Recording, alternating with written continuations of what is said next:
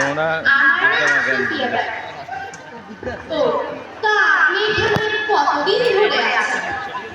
আমি এখানে আজ প্রায় 5 বছর ধরে রয়েছি। ও কিন্তু আমি এখানে মাত্র 7-8 দিনের জন্য থাকতে এসেছি। আসলে হয়েছে কি জানেন, আমার ছেলে বাসা শিফটিং এর কাজে লেগে আছে। বাসায় আমার দেখাশোনা করার মতো কেউ ছিল না, তো তাই আমি এখানে এসেছি। তা আপনার ছেলে কি করে? আমার ছেলে কি করে? মস্ত বড় কোম্পানিতে কাজ করে। ও আমি তো ভুলেই গেলাম, ছেলেটাকে একবার ফোন করে জিজ্ঞাসা করে নিই বাসায় ঠিক মতো পৌঁছলো কিনা। হ্যালো খোকা। মা আমি এখন ব্যস্ত আছি, পরে ফোন দিচ্ছি। শোন শোন, তুই তো ভুলেই গেছিস, তোকে শুধু এইটুকু জিজ্ঞাসা করার ছিল, তুই বাসায় ঠিক মতো পৌঁছে গেছিস তো? মা রাখছি। হ্যালো খোকা শোন। কেটে দিল। তা কি বললো আপনার ছেলে? ও বললো ও ব্যস্ত আছে, পরে ফোন করবে বলে ফোনটা কেটে দিল। দেখবেন আপনার ছেলেও আপনাকে এখান থেকে নিয়ে যাবে না।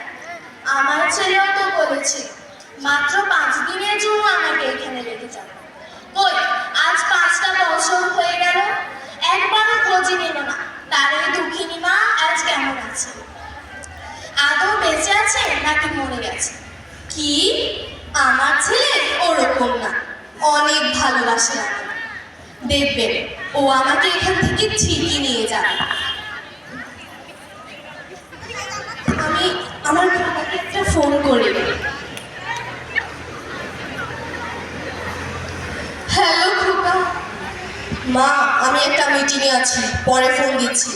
শোন শোন, তুই তো ভুলেই গেছিস, আজ 15টা দিন হয়ে গেল, তুই আজও আমাকে নিতে এলি না।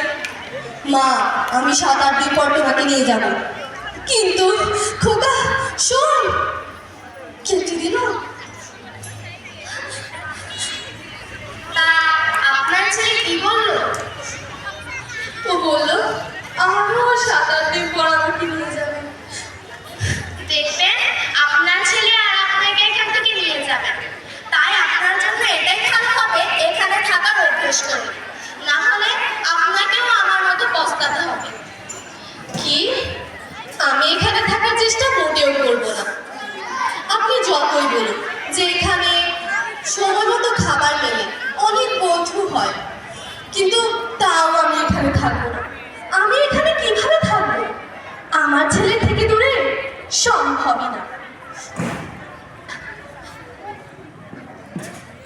কিন্তু আজ 45টা দিন হয়ে গেল, ছেলেটা কবে আমাকে নিয়ে যাবে?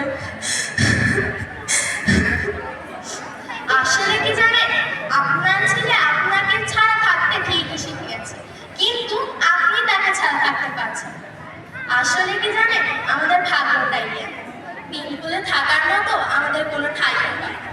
কি আমার ভাগ্য খারাপ? আমার ভাগ্য মোটেও খারাপ না, ভাগ্য তো আপনার খারাপ। দেখবেন আমার খোকা আমাকে ঠিকই নিয়ে যাবে। নিয়ে গেলে তো ভালো, আমিও খুশি হব, কেননা আমার মতো আর আপনাকে পস্তাতে হবে না। ঠিক আছে, আমি এখন ঘুমিয়ে পড়লাম।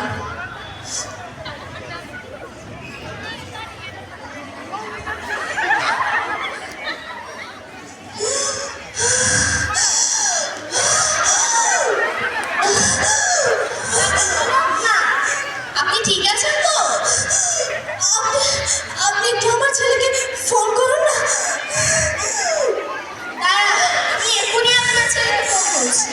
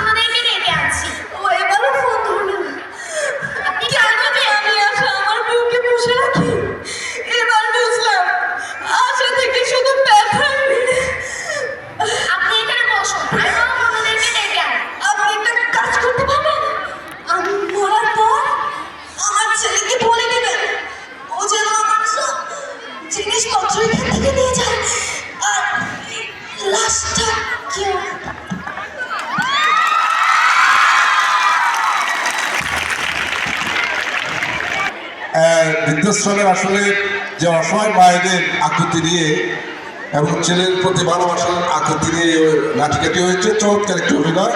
এদিকে আসো, তোমাদের পরিচয় দিয়ে যাও। এবং আমরা বলবো আমাদের আজকের এই সভ্য সমাজে, আজকে অনেক মায়েরাই আজকে বৃদ্ধাশ্রমের জীবন আত্মঘাত করে, সন্তানরা তাদের খোঁজখবর নেয় না। এটা সভ্যতার একটা অভিশাপ। আমরা দেখেছি এই সভ্যতায় আমরা সবাই এই সভ্যতাকে কখনো অ্যাকসেপ্ট করবো না, ঘৃণা করবো। আমরা ধিক্কার জানাবো মায়ের, সে যেমনই হোক তাকে কখনো বৃদ্ধাশ্রমে দেওয়া যাবে না। আমরা আজকের এই নাটকে থেকে এই শিক্ষাটাই নেব যে আসলে মাকে ভোলার মতো কোনো কিছু এখানে আমরা রাখবো না। যে কিন্তু আমরা এখানে মায়ের ভালোবাসা দেখলাম যে মরে যায় তারপরেও সন্তানকে ভালোবাসে, আর সন্তান মাকে বলে সে অন্য জায়গায় সে কি করতেছে, রক্তাবাসা করতেছে। একটি গান আমরা দেখেছি যে ছেলে আমার মস্ত বড় মস্ত পিচা, মস্ত ফ্ল্যাটে যায় না দেখায় বারবার। এই গানটাও আমরা দেখেছি বৃদ্ধাশ্রমকে, আর বৃদ্ধাশ্রম বা এই জাতীয় পরিবেশ নিয়ে এই গানটা রচিত হয়েছিল। আমরা চাইবো এই জাতীয় পরিবেশ, মায়েদের প্রতি এরকম অবহেলা যেন মায়েরা কখনো বৃদ্ধাশ্রমে যেতে না হয়। আমরা আজকে নাটক থেকে, এই নাটিকা থেকে শিক্ষাটি নেব। কি নাম তোমার? ভালো লাগলে কমেন্টস করবেন এবং কোন ক্লাস? সবাইকে ধন্যবাদ। আর তোমার? অষ্টম শ্রেণী। কি নাম? মাইমুনা আক্তার। ফাইজা এবং মাইমুনা দুজনের জন্য করতালি হবে। ধন্যবাদ। চমৎকার একটি অভিনয় করেছে। আমাদের সম্মানিত অতিথি মন্ডলীয়দের প্রদর্শন করেছেন, দেখেছেন, এবং বিজ্ঞান বিচারক মন্ডলে আজকে 3টা